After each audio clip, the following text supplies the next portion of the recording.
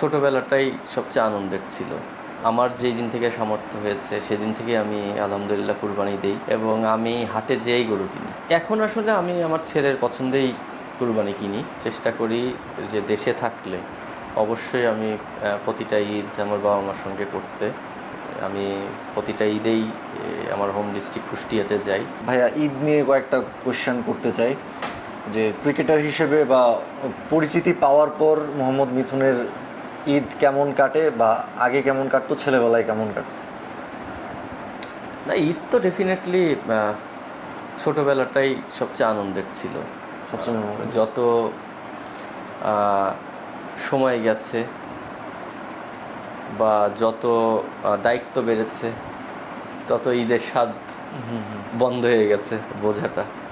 আসলে ছোটোবেলায় কোনো চিন্তা ছিল না, একটা নতুন ড্রেস পেতাম, ওইটারও আনন্দ অন্যরকম। সালামি হিসেবে 10 টাকা পেলেও ওটার আনন্দ অন্যরকম। এখন 1000 টাকা সালামি দিয়েও ওই আনন্দটা পাওয়া যায় না। বা ফ্যামিলির 20-50 জনকে সাপোর্ট করে বা বন্ধুবান্ধবকে সাপোর্ট করে ওই আনন্দ পাওয়া যায় না যেটা ছোটোবেলায় পেতাম। 5+ স্টার রেটিং প্রাপ্ত দেশের সর্বোচ্চ বিদ্যুৎ সাশ্রয়ী ওয়ালটন এসি স্মার্ট কমফোর্ট এখন নেক্সট লেভেলে। কোরবানি যেহেতু সামনে, গরু কেনার কি কোনো এক্সপিরিয়েন্স আপনার আছে আগে? আমি আসলে আমি ছোটোবেলা থেকেই আমি কুরবানিটা খুব এনজয় করি।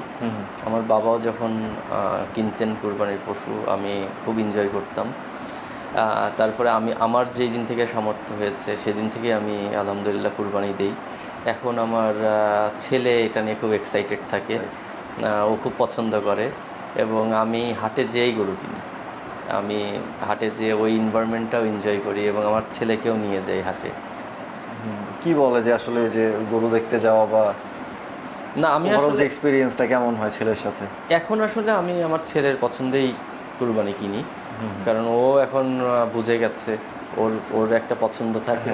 ও যেটা পছন্দ করে আমি ওর পছন্দের প্রায়োরিটি দিই। কারণ আমি ছোটোবেলায় যেটা আপনাকে বললাম যে ঈদের আসল মজা হচ্ছে ছোটোবেলায়, আমি চাই না ও এটা থেকে বঞ্চিত হোক। তো আমি চাই যে ও পুরোপুরি এনজয় করুক বিষয়টা। ঈদের দিন আসলে সকালবেলা যখন নামাজ পড়তে যাওয়া হয়, এর আগে মায়ের রান্না নিশ্চয়ই একটা আলাদা স্পেশাল। না, আলহামদুলিল্লাহ আমার বাবা মা এখনও ওনারা বেঁচে আছেন এবং আমি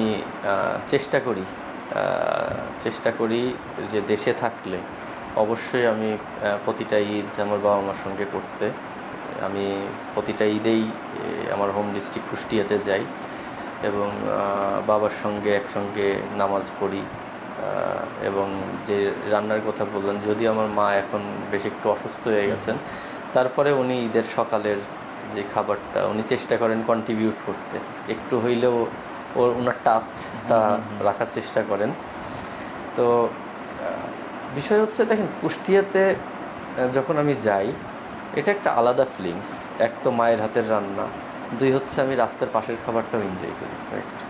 হ্যাঁ, আমার নিজের ওখানে যেহেতু আমার নারী ওখানে, হ্যাঁ, তো আমি যদিও আমার ব্যস্ততার কারণে খুব বেশি যাওয়া হয় না, বাট আমি যেই কয়দিন থাকি ওখানে রাস্তার পাশের একটা খাবারও আমার খুব মজা লাগে। আমি এমন না যে কুষ্টিয়ায় যে অনেক ভালো ভালো রেস্টুরেন্টে ঘুরে ঘুরে খাই, আমি রাস্তার পাশের খাবারও খাই।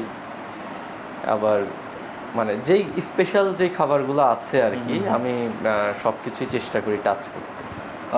সময়টা আসলে কিভাবে কাটে বাড়িতে যখন যান, বন্ধু বান্ধব বা আত্মীয় স্বজন সবার সাথে? আমার আসলে ফ্রেন্ড খুব লিমিটেড।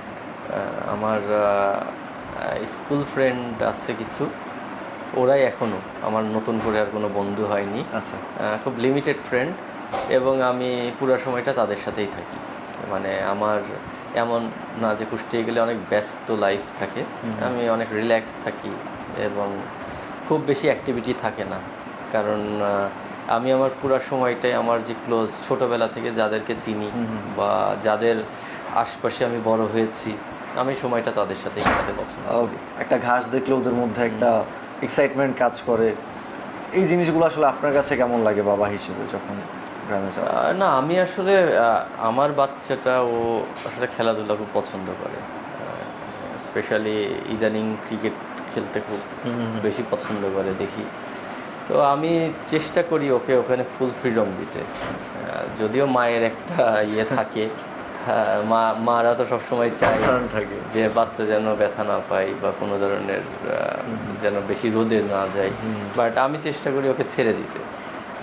আর আমার কুষ্টিয়াতে আমার বাসার সামনেই হচ্ছে মাঠ আছে বড়, এই জন্য ও ম্যাক্সিমাম টাইম সুযোগ পেলেই ওই মাঠের মধ্যে খেলাধুলা করে বা মাঠে থাকতে পছন্দ করে। আমি ওটা দেখে আসলে আমার ছোটোবেলাটা আমার মনে পড়ে, কারণ আমিও ছোট যখন ছিলাম তখন সুযোগ পেলে আমি মাঠে চলে যেতাম। বৃষ্টি আসলে পরে মাঠের মধ্যে চলে যেতাম, ফুটবল খেলতাম। একটু পড়া কোনো রকম একটু শেষ করেই কখন মাঠে যাব সেই একটা ইয়ে থাকতো। তো ওকে খেলতে দেখলে আমার ভালোই লাগে। আমি ওই আমার ছোটোবেলার কথাটা মনে করতে পারি।